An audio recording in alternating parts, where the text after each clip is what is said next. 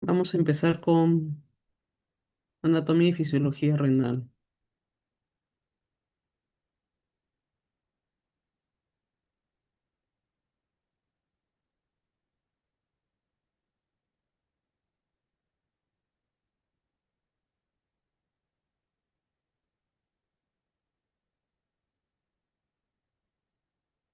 Bueno, ¿me pueden confirmar si ven la pantalla?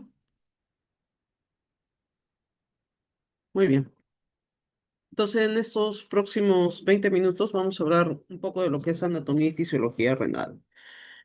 Recordarles a ustedes que los riñones son órganos retroperitoneales, son dos que se encuentran situados a ambos lados de la columna vertebral, a partir de la vértebra lumbar D12 hasta la vértebra lumbar L3. Tienen forma de frijol o habichuela y tienen independencia medial. Esto se refiere a que su circulación y su vasculatura y su inervación son independientes para cada uno, ¿no? El tamaño de riñón, para que recuerden, es más fácil de decir, es 12 por 6 y por 3 de ancho, pesan alrededor de 150 gramos. El riñón izquierdo es más grande, o sea, los dos riñones no son del mismo tamaño, siempre el izquierdo es más grande y el derecho está más abajo, por lo que está posicionado a nivel del hígado del hipocondrio derecho, ¿no? En la anatomía renal lo que es importante, esto es para lo que van a ser urólogos o cirujanos vasculares con el momento que se hacen los trasplantes renales, está localizada con la arteria, la vena renal, los vasos linfáticos, los nervios y el uréter, ¿no? Y esto es importante porque pueden haber variantes anatómicas, ¿no? En el cual uno puede decidir cómo esta es una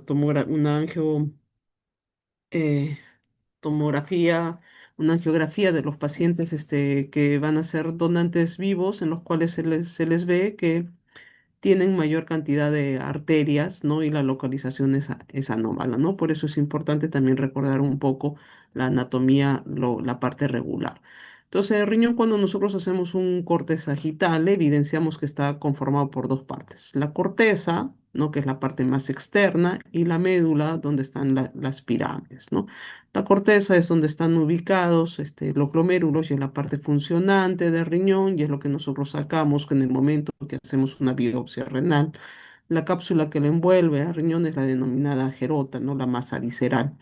En la médula evidenciamos que está divididos en masas en forma de pirámides renales y la base de la pirámide que se origina entre el borde de la corteza, la base de la pirámide que se origina en el borde de la corteza y termina en la papila, y estos son los que van a comenzar a hacer, como digamos así, los embudos en los cuales van a estar los túbulos y van a depositar la colección de orina.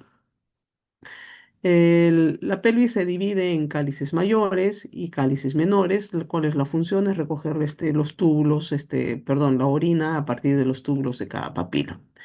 Lo importante es que la corteza es la parte más externa del parénquima renal, es isotónica con respecto al plasma, o sea, su composición que vamos a encontrar aquí es similar al plasma, recibe el 88% del flujo sanguíneo renal y es un flujo de alta velocidad y de alta presión, y esto tiene que ver mucho con las presiones de filtrado glomerular. En cambio, en la médula, donde están casi todos los túbulos, es la porción más interna, es hipertónica porque no entra agua, ¿verdad? Tiene mayor concentración de electrolitos, ¿no? Recibe solamente el 12% del flujo sanguíneo renal y es un flujo lento y de baja presión porque no tiene que haber tanto intercambio, ¿no? Y tanta filtración que debe de haber. La unidad funcional de riñón es la nefrona. Nosotros tenemos alrededor de 800.000 hasta 1 millón de nefronas. Y cada nefrona es la que forma orina y tienen que tener en cuenta que estas nefronas son como las neuronas, no se regeneran. Con el envejecimiento el número disminuye, ¿no? Estas pérdidas de nefronas no suele comprometer la pérdida funcional de riñón, sino que surgen algunos cambios adaptativos que sufren esta funcionalidad. La nefrona está conformada por un agrupamiento de vasos sanguíneos en el que se denomina glomérulo, ¿no? Y en el glomérulo que saca, recordemos que está la sangre de alta presión, de alta velocidad y alta presión, ¿no? Es lo que va a condicionar el filtrado del líquido y los túbulos en el cual el filtrado se va a convertir en orina. En la circulación de la nefrona va a venir de la arteria renal, que es la más grande. La arteria renal proviene de la arteria aorta, va a proseguir por las arterias interlobulares, las arterias arcuatas, las arterias interlobulares, la arteriola aferente, el capilar glomerular, la arteriola eferente, la red capilar, y de ahí va a retener retorno venoso, ¿no? ¿Cuál es lo más importante que tenemos nosotros? Esto es lo que siempre vamos a recordar: arteriola aferente, primero capilar glomerular y arteriola eferente, ¿no? Y es acá donde empieza, porque aquí es donde encontramos el aparato yuxtaglomerular, ¿no? Entre la arteriola aferente y la arteriola eferente está la mácula densa y el mesangio extraglomerular, que es lo que se denomina en conjunto el aparato yuxtaglomerular. Entonces, cuando nosotros hablemos de fisiología renal, ¿no? La fisiología renal va más allá de eliminar sustancias de desecho. No solamente eliminamos orina, no solamente eliminamos agua. El riñón tiene varias funciones. Una de ellas es la formación de orina, la otra es el control de la presión arterial, el control del equilibrio ácido-base, las funciones endocrinas que tiene con la secreción de hormonas, eritropoyetina, prostaglandina, cinina, sistema renina-angiotensina-aldosterona, las funciones metabólicas en la hemostasia que tiene que haber, el control de la osmolaridad plasmática, el control de concentraciones de electrolitos y el control de la volemia, entre una de las varias funciones que hace el riñón. Esto acá se puede resumir las 5 funciones principales que ustedes deben de recordar, ¿no? El primero es la eliminación de productos de desecho por medio de orina, elimina desechos metabólicos y sustancias extrañas, ¿no? Por ejemplo, aquellos pigmentos que vienen a veces en la misma alimentación, como cuando uno come beterraga, o los pigmentos que están en los medicamentos, algunos químicos los eliminamos por medio de la orina. Además que va a regular el equilibrio ácido-base, la osmolaridad y el equilibrio de iones, ¿no? En compensación con el pulmón, recuerden que tiene que ver con el pH sanguíneo, la formación de la excreción de bicarbonato, mantenimiento de la osmolaridad de la sangre, con la dilución de los solutos que hay en la orina, y la composición iónica del plasma con el intercambio de los sodio, potasio, calcio, cloro y fosfatos. En la producción de enzimas en las que vamos a tener, que van a regular la presión arterial, se encuentra el sistema renina-angiotensina-aldosterona, ¿no? Y la regulación endocrina por medio de la formación de calcitriol y eritropoyetina. El gluconeogénesis tiene que ver con el mantenimiento de la glicemia. El riñón puede utilizar aminoácidos para la formación de nueva glucosa, ¿no? Y luego de liberar esta glucosa, la puede liberar esta glucosa hasta la sangre. Tiene que ver también con el metabolismo de la insulina, ¿no? Y por eso muchos pacientes diabéticos requieren menos cantidad de insulina o menos dosis de hipoglicemiantes, ¿no? Entonces, dentro de las funciones de riñón, nosotros las podemos reducir en 4: la filtración, la reabsorción, la secreción y la excreción, ¿no? La filtración generalmente se va a dar en el glomérulo, a nivel de los capilares peritubulares. La reabsorción es lo que se va a dar en componente con los túbulos, en los túbulos, al igual que la secreción y la excreción. Entonces, la formación de orina viene a ser prácticamente una fórmula matemática en que la excreción es igual a la filtración menos la reabsorción más la secreción. Entonces, cuando nosotros hablamos de formación de orina, tiene que ver mucho relacionado con el flujo sanguíneo que recibe el riñón. El riñón recibe 1.200 mililitros, ¿no? De los cuales 650 corresponden a plasma sanguíneo y una quinta parte de esta es filtrada por el glomérulo. El riñón filtra cada 24 horas más de 60 veces todo el plasma sanguíneo. Entonces, nosotros decimos que nuestro volumen cardíaco es de 4.500 mililitros por minuto. La presión de perfusión renal viene a ser del flujo sanguíneo de 1.200 mililitros por minuto, o sea, por minuto, jóvenes, ¿ah? No por hora ni por 24 horas, 1.200 mililitros por minuto. Un litro 200 pasa por el riñón en un minuto. Y acá viene la presión hidrostática, porque recuerden que es un flujo de alta velocidad y de alta presión que al final va a darme el filtrado glomerular, que va a ser 120 mililitros por minuto, y el flujo urinario, que lo que vamos a eliminar por orina es 1 mililitro por minuto. En el glomérulo no solamente está viendo la formación de orina, sino que también hay unas estructuras nuevas que se les ha comenzado a brindar mayor cantidad de importancia en los últimos años, que se denominan podocitos, ¿no? Estos podocitos, muchas veces les dicen que son el cerebro de los glomérulos, en lo cuales están enlazados o están abrazando como pedicelos la membrana basal glomerular. Oye, cuando un glomérulo se comienza a dañar, la primera lesión que aparece es en los podocitos, ¿no? Y es lo que vamos a ver, los podocitos a nivel de pies con la membrana basal glomerular, ¿no? Entonces, si comienzan a haber lesiones, vamos a ver que estos pies se van a hacer más anchos, van a comenzar a separarse y por ahí va a comenzar a salir la proteína, ¿no?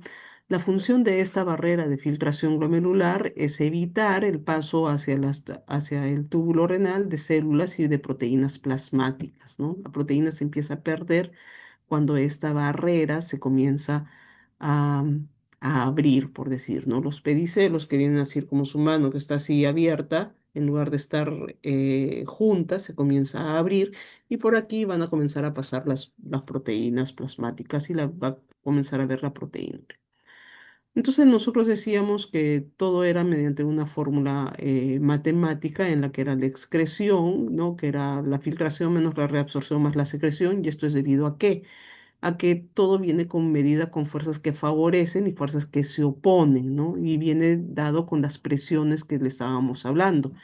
Entonces tenemos nosotros que en el capilar glomerular tenemos una presión introstática de 60 milímetros de mercurio y las fuerzas que se oponen, los que van a estar del otro lado, acá tengo una fuerza de 60 y en este lado tengo una fuerza, una presión coloidosmótica de 40, perdón, de 32 a nivel del capilar glomerular y en el espacio Bowman de 18. Si yo las sumo ambas dan 50. Si yo tengo una presión de 60 y una presión de 50 acá, va a ganar la presión, el que tiene mayor presión, que es 60. Entonces la diferencia que me va a dar va a ser de 10. Entonces esta presión de 10 es la presión efectiva de filtración. Por eso el riñón filtra, porque tiene mayor presión donde está la sangre hacia donde no hay la formación de orina, ¿no? Hacia el túbulo donde va a caer la orina. Entonces una presión de filtración glomerular. Si usted revisa en las literaturas, las presiones pueden variar, ¿no? Ya no 60, acá 55, acá 15 en lugar de 12, acá 30 en lugar de 28, pero al final siempre la presión neta de filtración va a ser de 10. Es un diferencia de presiones en el cual va a hacer el traslado pasivamente, ¿no? ¿Qué es lo que también tienen que recordar? Que el flujo sanguíneo glomerular, que es de 125 mililitros por minuto, igual a 7.500 mililitros hora y 180.000 mililitros por día, que pasan a través del glomérulo, y esto va a terminar en 180 litros por día. De estos 180 litros por día van a pasar a través del tubo renal a 178 litros por día y solamente voy a formar en la orina 1.400 mililitros. O sea, yo voy a reabsorber más o menos más del 99%, ¿no? En cuanto a lo que respecta al agua, el tubo contorneado proximal reabsorbe 65%. ¿No? El túbulo, perdón, el asa de Henle, el 15%, que prácticamente el asa de Henle podemos decir que tiene una porción que es impermeable al agua, y en el túbulo proximal un 10%, y en el túbulo colector solamente un 9.3% de cómo va reabsorbiendo. En el túbulo proximal se caracteriza porque hay una reabsorción de la secreción de los principales solutos, reabsorbe el 70% del agua, ¿no? Y tienen que ver las bombas de sodio-potasio que están ubicadas en las membranas vasolaterales, que se van a arrastrar el sodio por movimientos de arrastre, que no van a gastar energía. Van a tener transportes, bombas que van a actuar con cotransporte, donde se va a absorber glucosa, aminoácidos y fosfatos. Recuerden que absorbemos aminoácidos también los riñones, y van a presentar los denominados TM, que son las saturaciones máximas que puede reabsorber o puede filtrar el riñón. Y si yo tengo un exceso de este transporte máximo, este se va a comenzar a eliminar por orina, ¿no? Por ejemplo, para la glucosa, el transporte máximo es de 120, ¿no? Entonces ahí, si yo paso ese transporte máximo de 120, voy a comenzar a presentar glucosuria, Y esto es algo que estamos viendo, ¿no? La reabsorción de la glucosa generalmente es el 100%, pero si yo tengo mayor cantidad de glucosa, lo que voy a hacer es que el transporte no lo voy a poder reabsorber el 100%, sino que va a sobrepasar este 100% y va a comenzar a eliminar la presencia de glucosa en orina. Por lo general, nunca hay orina, nunca hay glucosa en orina, ¿no? A no ser que utilicen estos nuevos medicamentos que son los transportadores inhibidores de los SGLT2, que sí son los que condicionan la presencia de glucosa en orina, o cuando tengo un transporte máximo de glucosa que ha sido sobrepasado de los 120. Recordarles acá un poco qué es lo que sucede con la osmolaridad, cómo va incrementando en la parte que se vuelve impermeable al agua. ¿Por qué incrementa la osmolaridad en la parte que es impermeable al agua? ¿No? Porque como no va a entrar agua, como no va a entrar agua aquí, va a haber mayor concentración de electrolitos, mayor concentración de solutos, entonces eso va a incrementar la osmolaridad. ¿No? Tienen que recordar también que hay transportes pasivos, ¿no? En los que son sodio-cloro y también transportes activos. Conforme va ingresando el agua, la osmolaridad también tiende a ir disminuyendo, ¿no? Esto es prácticamente algo similar. Recordar dónde vienen los procesos difusivos del agua, que el agua sale, y dónde están los transportes activos, que tiene que ver mucho con las bombas de sodio y cloro. ¿No? En el túbulo contorneado distal, generalmente hay un transportador de sodio-cloro que se encuentra en los lados vasolaterales, sale dos sodios y dos calcios, que acá tiene que ver mucho el intercambio de sodio con la secreción de calcio. Recuerden, túbulo contorneado distal, secreción de calcio, túbulo contorneado proximal de potasio, ¿no? Las bombas de sodio y potasio y de calcio son las que se encuentran más en el túbulo contorneado distal. En la mácula densa es la que analiza la concentración de sodio y esta va a aumentar para la liberación de renina. En el túbulo colector están los transportadores de canales regulados hormonalmente. Generalmente se encuentran ubicados en la región apical y son regulados, los cotransportadores de sodio son regulados por aldosterona y los canales de potasio van a favorecer las secreciones activadas por medio de aldosterona y son inhibidos por los hidrogeniones. Va a haber un cotransporte pasivo de cloropotasio que es de poca actividad, pero aquí en el túbulo colector donde va a actuar más es la aldosterona con los intercambios de sodio hidrogenión, de cloro bicarbonato y también tiene que ver un poco las acuaporinas. ¿Qué es lo que tienen que recordar? También que el agua, la cantidad de agua filtrada en un día son de 180 litros, se reabsorbe el 99% y solo excreto 1,8 litros. El sodio, por lo general, filtro 630 gramos, reabsorbo el 99,5% y solo excreto 3,2 gramos. ¿Ya? La glucosa se reabsorbe en la totalidad, no excreto nada. En la urea se reabsorbe el 44% y se excreta la diferencia, ¿sí? Entonces, de los que nunca debe de haber presencia en orina es la glucosa, ¿no? Y ahí reabsorbemos cerca del 99% del agua que comenzamos a consumir. Eh, muy bien, tienen que ver que los transportes pasivos, perdón, los transportes activos importantes son los transportes de sodio, de aminoácidos, de glucosa, los transportes de cloro, ¿no? En el asa eh, ascendente de Henle, el transporte de sodio en los túbulos colectores, que tiene que ver el sodio, el calcio y el potasio y está relacionado con la aldosterona.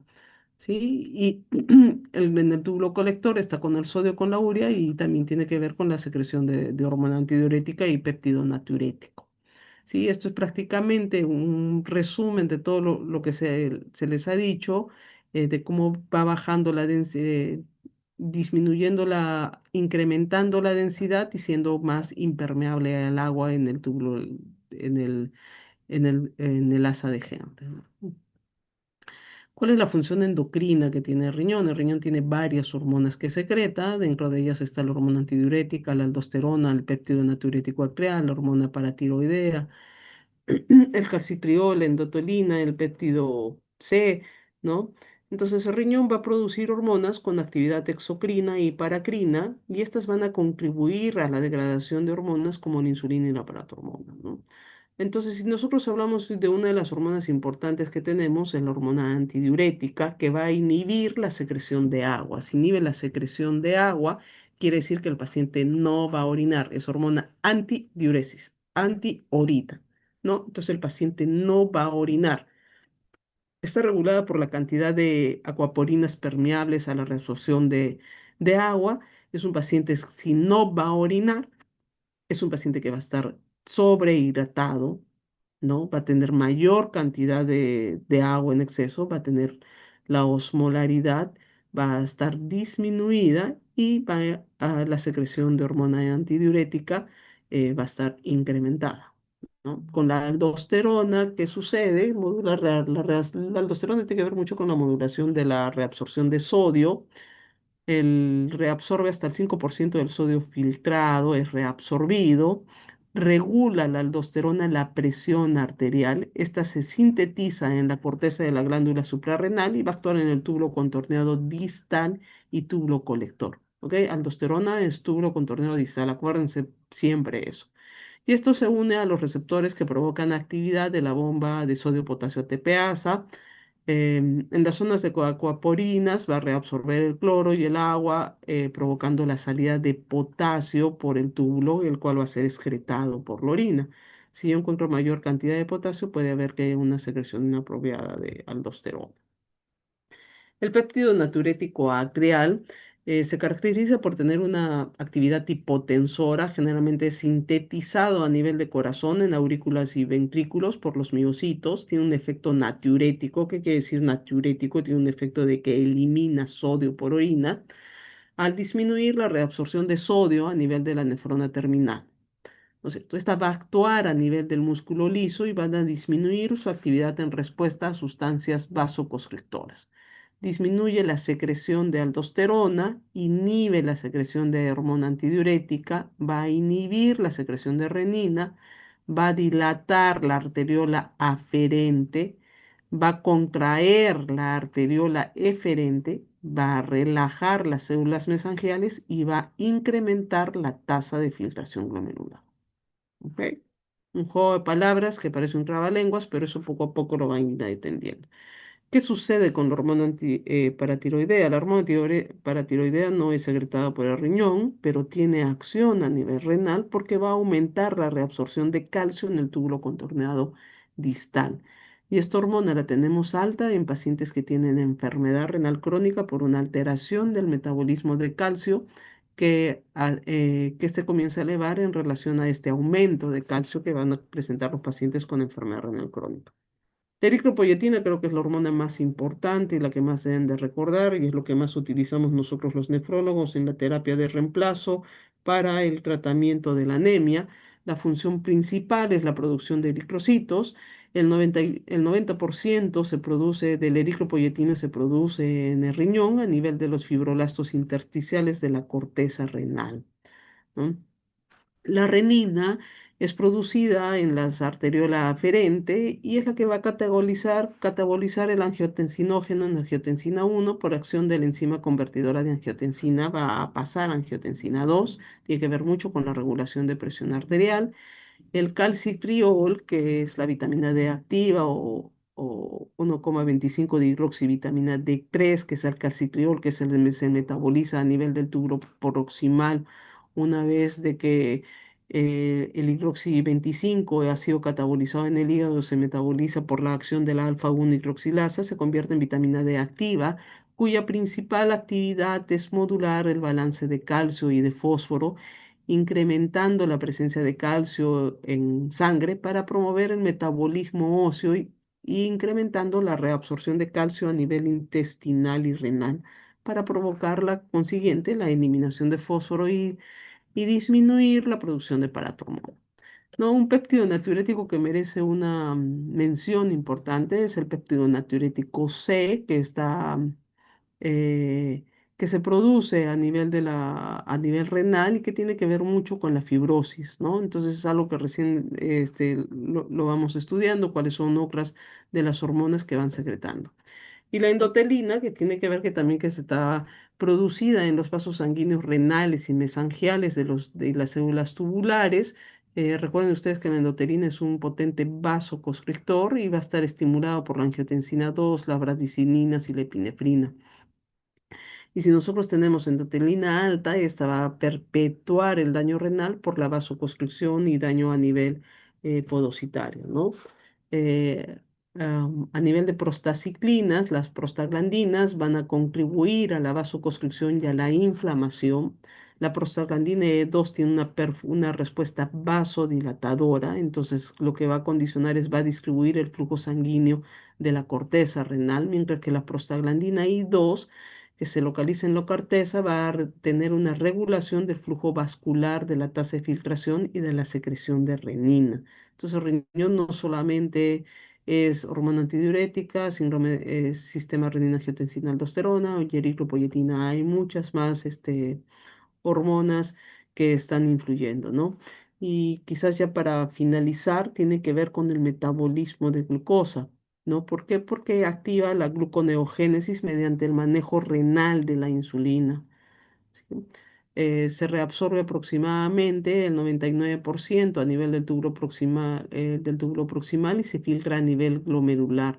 La insulina, tras ser, una vez que ha sido reabsorbida, se degrada, ¿no? En los pacientes que tienen insuficiencia renal, por eso el requerimiento de la cantidad de insulina va disminuyendo conforme mayor compromiso de función renal tiene.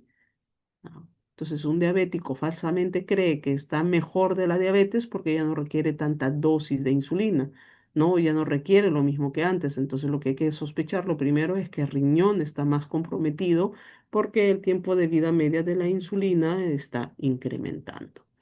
Muy bien, ¿qué es lo que tienen que recordar? Que hablar de funciones de renal no solamente es hablar de eliminación de productos de desecho, tiene que recordar que también regula el equilibrio hidroelectrolítico ácido-base con ayuda del pulmón, ¿ok? Ácido-base lo ayuda por la eliminación de CO2, tiene que ver con la osmolaridad, produce hormonas, entre las más importantes, la eritropoyetina, enzima convertidora de angiotensina por regulación de la presión arterial y tiene que ver con el metabolismo de la gluconeogénesis, ¿no? Muy bien, no sé si tendrán alguna pregunta, comentario.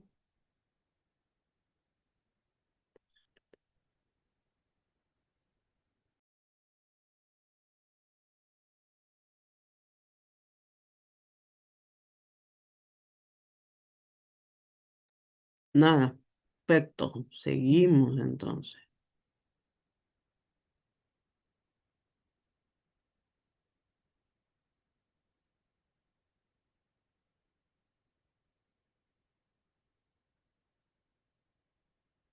Muy bien.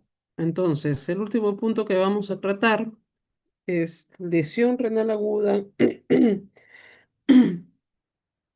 Entre paréntesis, ustedes ven que está escrito insuficiencia. Generalmente insuficiencia es un término que ya los nefrólogos estamos dejando de lado. Hay mucha confusión cuando ponemos insuficiencia. Así que lo que más hablamos es de lesión renal aguda, ¿no? ¿Cómo definimos nosotros la lesión renal aguda? Es un síndrome clínico que altera bruscamente, esto es importante, bruscamente la función renal, comprometiendo la homeostasis del organismo. Las siglas que se utiliza, lesión renal aguda, o si yo les pongo IRA y no saben que estamos hablando de riñón, es injuria renal aguda, insuficiencia renal aguda o insuficiencia respiratoria aguda, ¿no? Entonces, para evitar estas confusiones con la parte respiratoria, se decide utilizar lesión renal aguda. ¿Qué consideraciones debemos de tener? Que la lesión renal aguda es ocasionada por muchas causas que van a provocar la disminución de la capacidad de riñón de eliminar los productos nitrogenados, de que me van a alterar el equilibrio ácido-base e hidroelectrolítico, ¿no? Un paciente puede estar orinando, pero puede no depurar, no eliminar los productos de desecho, ¿sí? No necesariamente tiene que dejar de orinar para no poder eliminar los productos nitrogenados. Puede presentarse con oliguria, como les mencionaba, puede dejar de orinar o puede estar orinando. Se va a establecer en horas o en días. Si bien es cierto, dije que era de inicio brusco, pero puede establecerse también en días. ¿Ah? La elevación de la urea y la creatinina son los principales marcadores que tenemos hasta este momento de daño renal. Deberíamos tener otros, sí, que son más importantes y más precoces, ¿no? La urea y la creatinina no es un marcador precoz y tampoco es un marcador fiable. La cistatina C en este momento es lo que tenemos más disponible a nivel de Perú como un marcador relativamente temprano, relativamente temprano. Muy bien. Hay varias clasificaciones, esto es solamente un poco de historia, ¿no? La clasificación de Rifle, que tiene que ver con riesgo, lesión, falla, pérdida y enfermedad renal. Fue una clasificación dada en consenso con médicos intensivistas y médicos nefrólogos y recién se presentó en el año 2002. En el año 2002 comenzamos a hablar de clasificaciones. La KIM que fue dada solamente por nefrólogos, fue dada en el 2007, que se basa siempre en tres estadios basados de acuerdo a los valores de creatinina que se tiene y el volumen de diuresis, ¿no? Pero la clasificación que nosotros usamos y que ustedes deben de recordar de lesión renal aguda es dada por la CADIGO.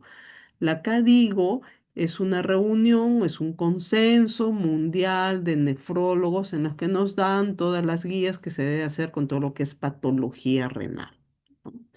Entonces acá nos dice que la lesión renal aguda está dada en función del aumento de la creatinina sérica, cuánto está aumentando la creatinina sérica en el tiempo o cómo va el volumen de la diuresis. ¿No? Dice dos cosas, ¿no? O una u otra. Y que debe mantener tres niveles de gravedad. O sea, tenemos como tres estadios, como dicen los mexicanos, de niveles de gravedad. Cuando decimos que estamos en un estadio uno, cuando la creatinina elevado de 1,5 a 1,9 veces el valor basal. ¿Cuánto es el valor basal? Si yo tengo históricamente algo que el paciente tenía 0,5 y se ha elevado 1,5, debería de tener el paciente 2 de creatinina, ¿verdad? O que haya una variación mayor a 0,3 miligramos por decilitro por lo menos en 24 horas. ¿Qué quiere decir esto? Que si tengo un paciente que ingresó con 0,6 miligramos, ¿no? Y al día siguiente le hacemos un control y está en 1, eso quiere decir que ha subido más de 0, o ha subido 0,4, que ha subido más de 0,3. Entonces, aquí ya está contra un daño que es un estadio uno. O ver el valor de diuresis que va de menor de 0,5 mililitros por kilo por hora durante 6 a 12 horas. ¿Ok? Si estamos en un estadio 2, estamos hablando de que la creatinina basal se ha elevado de 2 a 2,9 veces el valor basal. Y que me dirán, y si el paciente ingresó ayer y yo no sé cuánto ha ingresado, cuánto ha tenido de creatinina basal, si ingresó ayer con 1,5 de creatinina y ahora está con 6, quiere decir que era elevado más, ¿no? Entonces, la única creatinina que tenemos de inicio se convierte en creatinina basal, si es que no la tenemos. ¿Sí? Si es que yo no sé con cuánto de creatinina estaba ayer, anteayer y solo sé la creatinina de hoy, esa se convierte en creatinina basal. Y tienen que ver el valor de la diuresis, es uno u otro, ¿ok? No son los dos. La diuresis como baja en el estadio 2 de 0,5 mililitros por kilo por hora en más de 12 horas. Y el estadio 3 anda cuando la creatinina se eleva más de 3 veces el valor basal o que tiene una creatinina mayor a 4 miligramos por decilitro, o que ha sido necesario iniciar terapia de sustitución renal, ¿no? O en pacientes menores de 18 años, la disminución de la tasa de filtración glomerular menor a 35, ¿ok? Edad, acá es el único donde mencioné edad, menores de 18 años, que puede tener también anuria de más de 12 horas o que la disminución de volumen de orina haya sido menos de 0,3 mililitros por kilo por hora durante más de 24 horas. Una de las dos cosas, o valor de creatinina o cuánto orina. Muy bien. Acá hay un término importante que deben de recordar, que es el de enfermedad renal aguda, ¿ok? Era lesión renal aguda y ahora estamos hablando de enfermedad renal aguda. La enfermedad renal aguda es el deterioro de la función mayor a 7 días y menor a 3 meses. ¿Qué quiere decir? Durante la primera semana estamos hablando de lesión renal aguda. A partir del día 8 estamos hablando de enfermedad renal aguda. ¿Ok? Y a partir de más de 3 meses, o sea, a partir del día 91, si sigue con daño renal, estamos hablando de enfermedad renal crónica, ¿ok? Cronológicamente, simplemente con días. ¿no? Y la enfermedad renal aguda es un periodo de transición entre algo, el episodio agudo, hacia criterios ya establecidos de enfermedad renal crónica que los vamos a ver. Y esta es una terminología en el que deben de recordar lesión renal aguda, menos de 7 días, enfermedad renal aguda, más de 7 días. ¿Vale? Muy bien. ¿Qué más deben de recordar, ¿no? Que la lesión renal aguda, que va a enfermedad renal aguda y después puede ir a enfermedad renal crónica. Entonces, nosotros también clasificamos a la lesión renal aguda de la siguiente manera, anatómicamente. Anatómicamente podemos decir que es prerrenal cuando está antes de riñón, que es renal o renal establecida cuando la lesión está a nivel de los glomérulos o del túbulo, y es porrenal cuando está después de riñón, ¿no? Entonces, ¿qué decimos nosotros de las prerrenales, las que están antes de riñón, que generalmente se asocian a episodios de deshidratación y hipovolemia, ¿no? Diarrea, hemorragias agudas, pacientes quemados, ¿no? O lo que tienen que recordar, pacientes con síndrome hepatorrenal, pacientes con bajo gasto cardíaco, ¿no? ¿no? Que son las características que ahora estamos viendo, los denominados síndromes cardiorrenales. Cuando es renal establecido, hay una serie de patologías, la necrosis tubular aguda, que es la que está a la cabeza, la que puede desarrollarse por una serie de consecuencias de causas exógenas, causas endógenas, puede haber un daño glomerular con las vasculitis a la cabeza, o un daño vascular con los síndromes urémicos hemolíticos, las enfermedades ateroembólicas, ¿no? Y cuando es posrenal, generalmente cuando vemos posrenal, ¿qué quiere decir? Que hay un proceso obstructivo en varones a la cabeza, hipertrofia benigna de próstata, litiasis renal, ¿no? Y en mujeres, algún tipo de neoplasia o de cáncer, generalmente de cuello uterino. Entonces, cuando nosotros estamos ante un paciente que tiene lesiones renal aguda, lo que tenemos que ubicarnos, además de los estadios que ya se les ha dicho, es estadio 1, 2, 3, tenemos que ubicarnos anatómicamente dónde nos encontramos, si es un prerrenal, si es un renal o si es un posrenal, porque eso nos va a ayudar a ver qué tipo de tratamiento les vamos a dar. Si es un prerrenal, ¿qué quiere decir? Que le falta volumen, que le falta líquido, que hay un estado de hipoperfusión, entonces necesitamos aumentar la hidratación.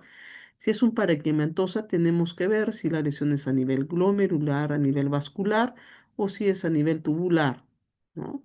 Y si es posrenal, tenemos que ver si la causa es urológica netamente o es una causa ginecológica, ¿no? O hay una alteración por neoplasias o las denominadas fibrosis retroperitoneales. ¿Ah? Entonces, el volumen de orina nos interesa, sí nos interesa, como ya han visto ustedes, es parte de la clasificación que nos da Cadigo. Nosotros decimos que hablamos de oliguria cuando el volumen de orina es menos de 400 mililitros por día, anuria cuando es menos de 100 mililitros por día, o le hacemos la monitorización horaria, ¿no? Para hacer esta monitorización horaria, el paciente tiene que estar invadido, tenemos que colocarle una sonda Foley, ¿no? Si es un paciente, generalmente esto lo vemos en la unidad de cuidados intensivos, trauma shock, pero no para definir cuánto orina un paciente que está hospitalizado, por decirles, por una neumonía, no le voy a poner una sonda urinaria, ¿ok? No es un indicativo de una invasión al paciente para o de colocar una sonda, ¿no? Bien, ¿cuál es la incidencia que tenemos de la lesión renal aguda? Este es un artículo que ha sido publicado en el 2025, en el cual, ¿qué es lo que se ve? Que hay mayor número de casos, mira, en Latinoamérica, ¿no? ¿Cuál es la incidencia de falla renal aguda? Es de 31%. La hospitalaria es de 45%, pero la adquirida en la comunidad es de 55%, ¿no? O sea, la mayor causa que tenemos siempre va a ser la adquirida en la comunidad, ¿no? ¿Y cuáles episodios que están? Accidentes de tránsito, gran quemados, episodios de diarrea. ¿Sí? Fisiopatológicamente, la lesión renal aguda es compleja, tiene que ver con varios mecanismos, entre los que destacan la disfunción de la microcirculación, la inflamación, la disfunción endotelial, la toxicidad a nivel de las células tubulares, la congestión venosa, la disfunción microcondrial, la obstrucción, la alteración a nivel de glomérulos. O sea, fisiopatológicamente actúa en varios sitios no solo en un lado. Lo que se tiene que ver que esta era una propuesta de las fases evolutivas que tenía la necrosis en las cuales que se vio que comenzaba una reparación a partir del séptimo o octavo día, por eso se dijo que en la lesión renal aguda o la injuria renal aguda iba a mejorar al séptimo día. Cuando se ve que no mejora y que no hay esta fase de reparación una vez que se ha descamado las proteínas de Tan-Horsfall, se prolongaba lo que era la enfermedad renal aguda, ¿no? ¿Qué es lo que tienen que recordar también un poco para volverles a recalcar que un paciente que no tiene enfermedad renal puede desarrollar enfermedad renal aguda, ¿no? Y que puede ir a llegar a una enfermedad renal crónica, puede llegar, ¿no? Un paciente con enfermedad renal crónica puede desarrollar lesión renal aguda, sí, ¿no? Que puede durar dentro de los 7 días. Y esto puede al final agravar eh, el daño renal ya establecido, ¿no? Entonces, ¿cómo se va a hacer cuando tenemos un paciente que tiene un daño renal agudo? Tenemos que ver si este daño renal aguda se resuelve completamente, si es que queda con una función renal reducida, disminuida, si va a evolucionar a enfermedad renal crónica, si este evoluciona a enfermedad renal crónica en un estadio 5 o si fallece. ¿Ya? Recuerden ustedes que todo paciente con enfermedad renal crónica, con chronic kidney disease, puede desarrollar lesión renal aguda. Puede desarrollar. ¿Cómo?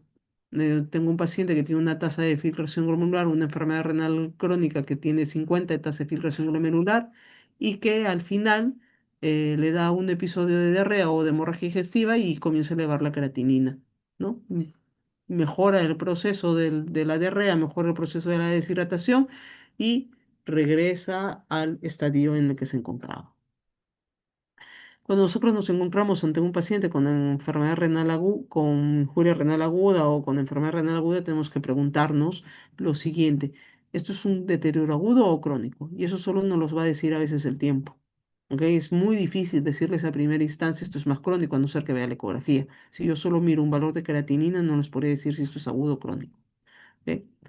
Lo que tengo que saber es cuánto se ha deteriorado la función renal, ¿no? Tengo que saber cuál es el valor basal, si no, de acuerdo, partir con el valor primero, el único y el valor que tenga del hospital.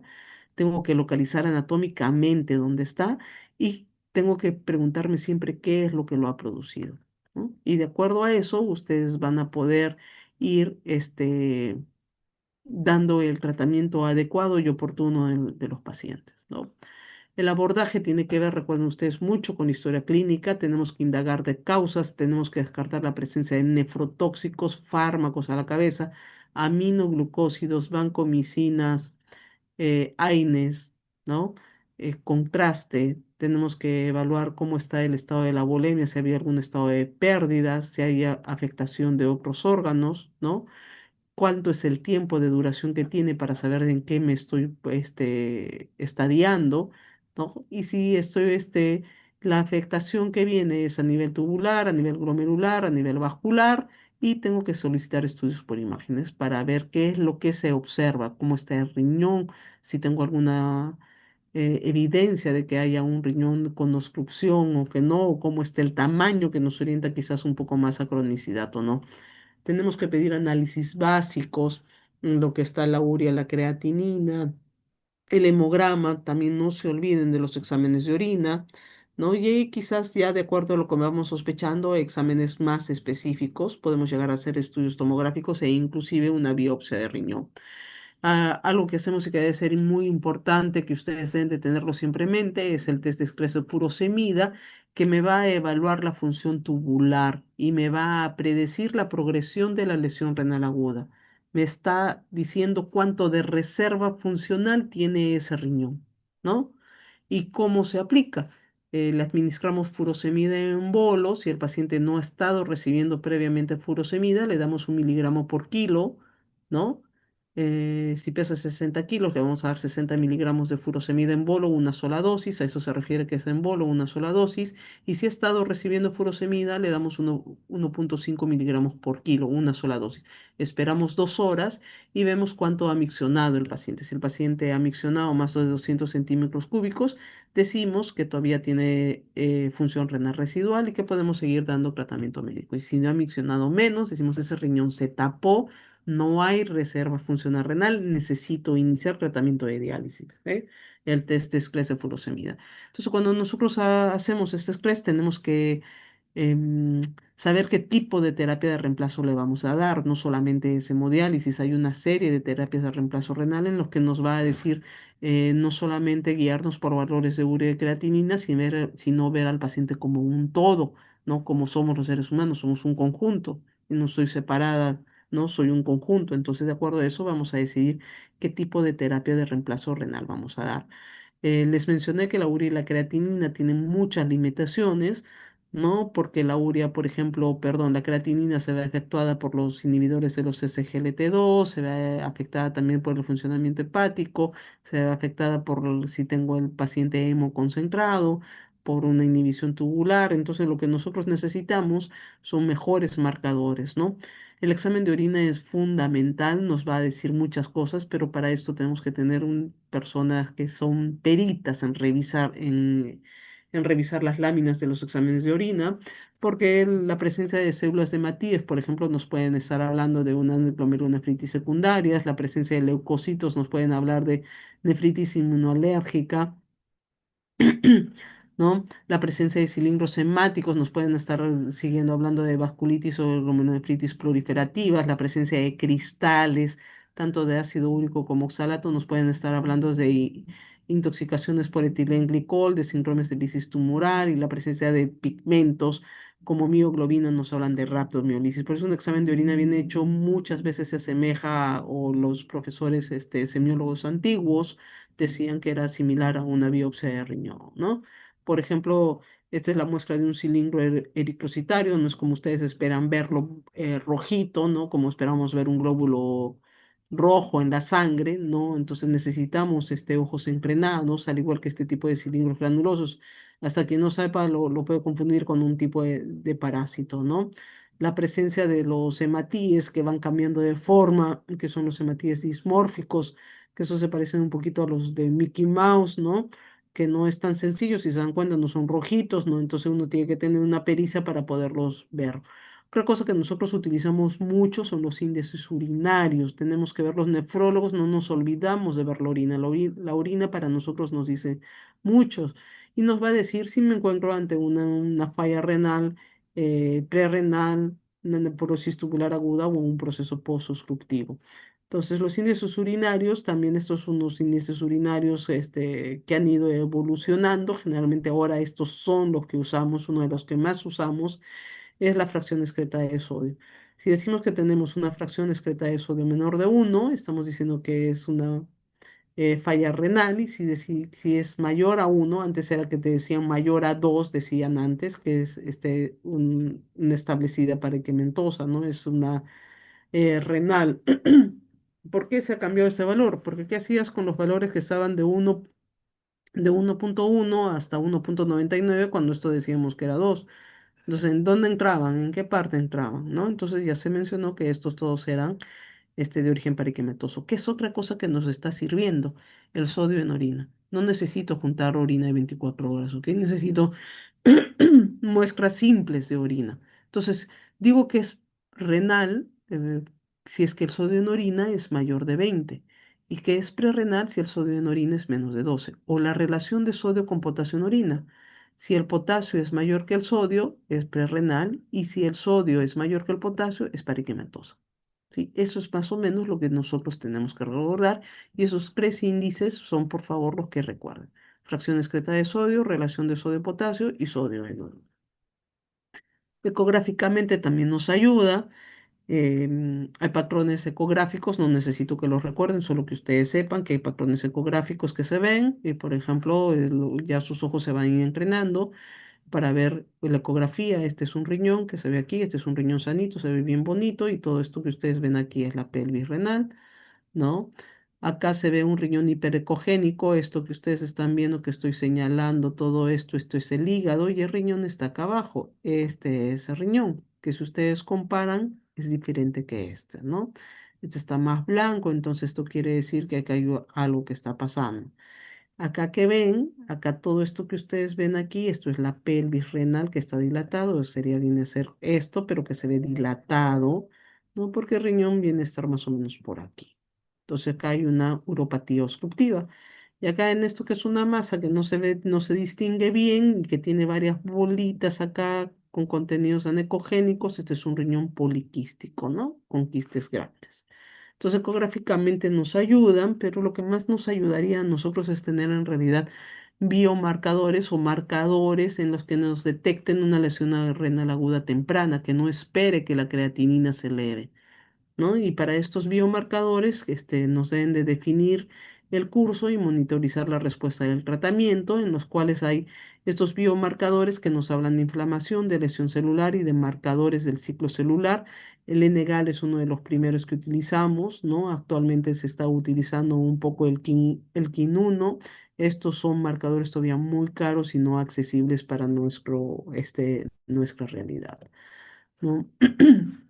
La lesión renal aguda, la enfermedad renal aguda tiene complicaciones a corto y a largo plazo, lo que tiene que ver mucho con los costos, ¿no? A corto plazo tengo pacientes que pueden ser dializados, que pueden tener algún daño cardíaco, alguna lesión cerebral, que pueden tener infecciones, que pueden tener lesiones hepáticas y lesiones pulmonares.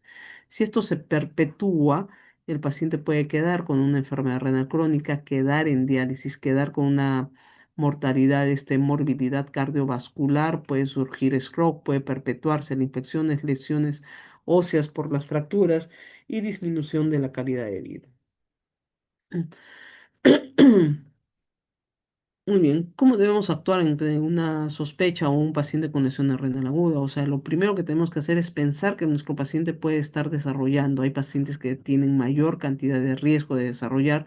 Tenemos que estar alertas a ver los nefrotóxicos que están recibiendo, hacer un seguimiento de creatinina si tenemos biomarcadores, hacer el estudio de uroanálisis y estratificar y estadiar siempre la enfermedad renal aguda o la injuria renal aguda, ¿no? Un poco de lo que vamos a hablar es de nefropatía por contraste, que es dos términos que se utiliza o dos siglas, la CAAQI y la CIAQI. La CAAQI es la nefropatía asociada perdón, a contraste y la CI es la nefropatía inducida por contraste, ¿no? Generalmente se desarrollan después de la administración de contraste yodado a las 48 horas, ¿sí?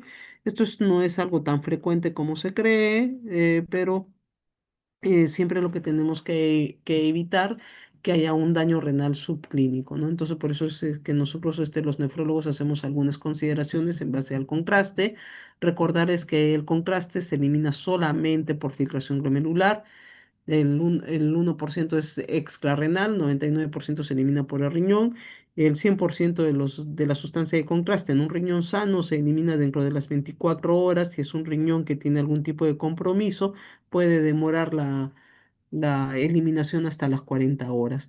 El riesgo de lesión renal va a estar directamente dependiente del volumen de contraste, ¿no? Y generalmente se asocian cuando utilizamos más de 100 mililitros de contraste. ¿Quiénes utilizan más de 100 mililitros? Los pacientes, los cardiólogos, ¿no? Por inyección directamente intraarterial. Ahora, los contrastes han mejorado, la osmolaridad cada vez ha disminuido. Antes utilizamos sustancias de contrastes muy hiperosmolares que condicionaban mayor daño renal, ahora ya no, ahora son más amigables, de muy baja osmolaridad, que son las que se proponen utilizar. La patogenia, el desarrollo de la nefropatía inducida o asociada por contraste se debe a la vasoconstricción que genera a nivel de riñón por una toxicidad tubular directa y por mecanismos osmóticos y quimiotácticos. Quienes están en riesgo de desarrollar esta nefropatía, los pacientes que tienen una tasa de filtración glomerular menos de 30, los diabéticos que usan metformina, aquellos que han tenido alguna nefropatía previa por contraste, los que tienen reacciones alérgicas y a veces pacientes con insuficiencia cardíaca con un FEBI reducido. ¿Qué es lo que debemos utilizar siempre? Nosotros antes hay que calcular la tasa de filtración glomerular estimada. Este es un aplicativo que les recomiendo que se bajen, es el QX Calculate, en el cual tiene una serie de scores, ¿no? Y aquí está este es una muestra de los que no tienen, vemos en la lesión renal aguda y vamos a calcular el score de nefropatía inducida por contraste, ¿no? En el cual nos da una serie de preguntas en las cuales tenemos que responder y al final nos va a decir eh, cuánto es el score de riesgo que tiene el paciente de desarrollar nefropatía inducida por contraste y el riesgo de diálisis, ¿no? De acuerdo a a la respuesta que vamos dando. El diagnóstico generalmente se debe dar dentro de las 48 horas. Cuando ustedes sospechan que el paciente puede estar o puede desarrollar una nefropatía inducida por contraste, tienen que pedirle creatinina a las 48 horas. Y generalmente nos basamos en los criterios de la CADIGO, ¿no? Que la creatinina ha aumentado más de 0,3 o un aumento mayor del 50% del valor basal y que haya disminuido el volumen de orina, ¿no? La limitación que tenemos es la creatinina no es específica, como ya lo hemos mencionado, no es uno de los principales marcadores que tenemos.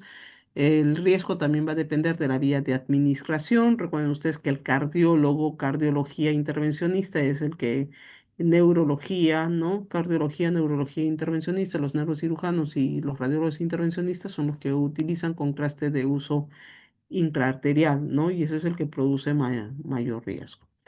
¿Qué debemos hacer para prevenirlo? Tenemos que evitar realmente el uso innecesario del contraste, pero no por esto vamos a decir que no se hagan los estudios contrastados. El estudio contrastado debe de hacerse porque es como que tomar una fotografía eh, a colores y eso es lo que necesito saber cómo está el organismo, ¿no? Nosotros sugerimos que el paciente se hidrate a 1 cm/kg/h por 3 a 4 horas antes y 3 a 4 horas después con cloruro de sodio. Si no tengo cloruro de sodio, lo puedo usar bicarbonato al 1,4%.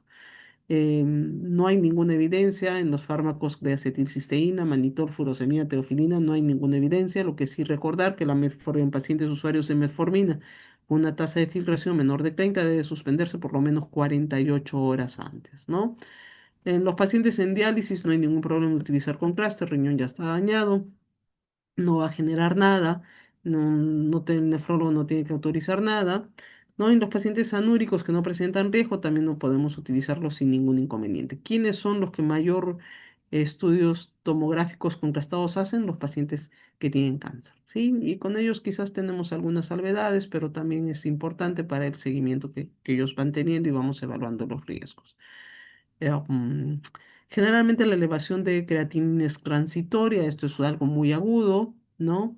Va a elevar, va a tener un pico a los 4 días y a los 7 a 10 días ya se está normalizando que está llevando al valor basal, ¿ok? No es que tengo un crónico y que me va a regresar a un riñón sano, ¿no? Rara vez esta nefropatía de contraste, rara vez va a llevar a una enfermedad renal crónica y la mortalidad que se atribuye generalmente son a las complicaciones o comorbilidades asociadas, pero no al contraste per se. Lo que debemos recomendar es el uso de contrastes de baja osmolaridad, ¿no? Entonces, y se tiene que valorar, como bien se ha dicho, riesgo-beneficio. No es que nosotros no estemos de acuerdo en realizarlo, sí estamos de acuerdo y hay que realizarlo de acuerdo a cada paciente y de cómo está. Recordarles nuevamente que se debe suspender la metformina en pacientes que tienen una tasa de filtración menor de 30, ¿no? Y no se debe reiniciar hasta 48 horas después de haber tomado un control de creatinina y confirmar de que el riñón prácticamente está regresado a su valor basal. Entonces, lo que a veces se pregunta, ¿no existe realmente la lesión renal inducida por contraste de hígado? Entonces, realmente es menor de lo que históricamente se creía, ¿no? ¿Por qué? Porque ahora han variado mucho las sustancias de contraste. Entonces, algo muy rápido de lo que es el gadolinio, la principal complicación que tenemos con gadolinio es la fibrosis nefroquénica sistémica. Y esto también ha ido mejorando y disminuyendo porque el gadolinio ha ido mejorando también en la calidad que se está administrando. Tenemos el riesgo incrementado en pacientes con una tasa de filtración glomerular menor de 30. ¿sí? Entonces ahí cuando tenemos pacientes hay que valorar realmente el riesgo-beneficio. No es algo que se va a presentar agudamente, esto se presenta a lo largo de los años, es que se va a presentar como una piel acartonada. En el Perú, yo que sé, no hay ningún caso descrito de fibrosis nefrogénica. Parece que nuestra población no es susceptible de esta complicación, es más de población anglosajona, ¿no? eh, ¿Cómo hacemos nosotros el diagnóstico? ¿Cómo afrontamos el diagnóstico de un paciente que tiene lesión renal aguda o de injuria renal agudas? Ya para acabar, tenemos que afrontarlo. Primero, estadiarlo de acuerdo a lo que nos dice el CADIGO. Segundo, hacer su localización anatómica. Tercero, saber cuánto está orinando. Y cuarto, pensar en la posible etiología. O sea, ustedes que tengan cualquier paciente con injuria renal aguda, siempre tienen que poner las cuatro cosas, ¿no? Por ejemplo, si nosotros, ¿qué decimos? Tenemos una lesión renal aguda, acá digo 3, que es de origen prerrenal, que es oligúrico por deshidratación severa secundaria a cólera, ¿no? O sea, un diagnóstico de lesión renal aguda siempre debe de ser dado de manera completa, no solamente decir lesión de renal aguda, digo 3. Pues si me dice digo 3 o me dice digo 2, no me está diciendo cuál es la etiología, ¿no? Y dónde está localizado anatómicamente. Hay que recordar que a los 7 días, a partir de 7 días, ya cambia la denominación de lesión renal aguda o injuria renal aguda a enfermedad renal aguda. Se utiliza la clasificación vigente del CADIGO, que tiene 3 estadios. Tenemos que saber si el paciente se encuentra en oliguria o no oliguria. El test de furosemida es muy importante para definir cuándo actuar con la terapia de reemplazo renal. Hay que buscar siempre la etiología. Hay que hacer una historia clínica completa en la que busquen la presencia de nefrotóxicos. Muy bien. No sé si tengan algún comentario o pregunta.